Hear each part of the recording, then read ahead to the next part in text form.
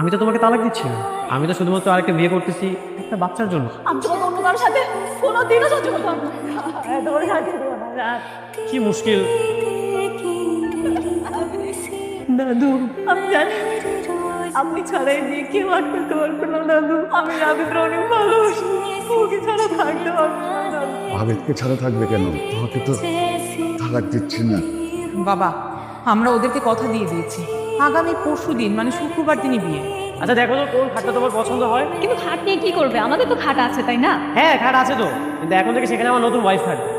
তোমাকে খাট কিনে দিচ্ছি, তুমি অন্য একটা রুমে থাকবে। দেখছেন ভাবি, এটাই বলে দুধের মাসি। এতদিন আপনি কোনো সমস্যা আসলেন না, যে একটা নতুন বিয়ে করবো, নতুন বউ আসবে, অমনি আপনার সমস্যা। এখন আপনি বেডরুম থেকে বাইরে, আর নতুন বউ ভিতর।